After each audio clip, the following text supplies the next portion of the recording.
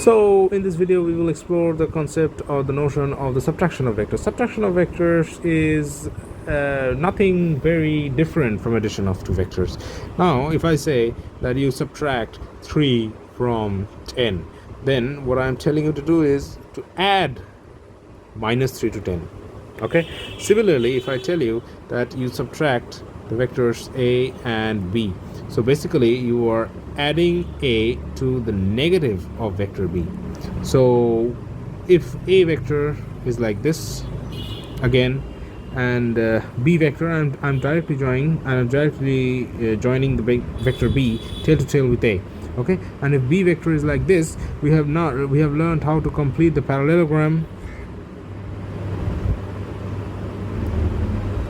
and find the resultant vector a plus b. You do not have to always replicate the vectors a and b. You can simply complete the parallelogram by using dotted lines and take the diagonal to be the resultant. So this is the resultant vector a plus b.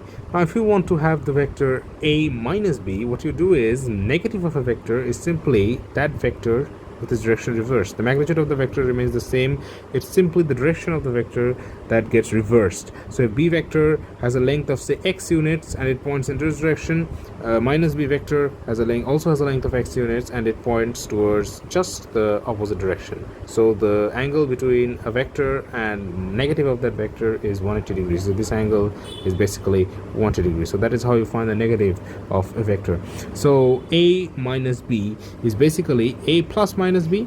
So here is vector a right over here, and here is vector minus b. So now you have to add a and minus b to get to a minus b. So how do we do that?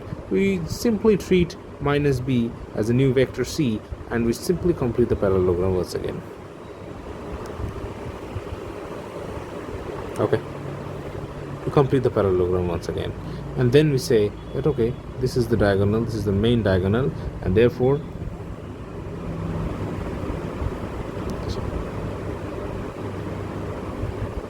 this is a minus b, right? Yeah, so that is how it works. So you join, so in other words, you have joined the vector a and minus b tail to tail, you have completed the parallelogram, and you have taken the diagonal that passes through the point of intersection, and that is your a minus b, or you can say a plus minus b. Okay, and a minus b, which is basically the same thing. So if you are getting confused, I'm simply going to remove this picture. So that is how you take the negative of two vectors. Okay, I mean that is how you subtract two vectors. Okay.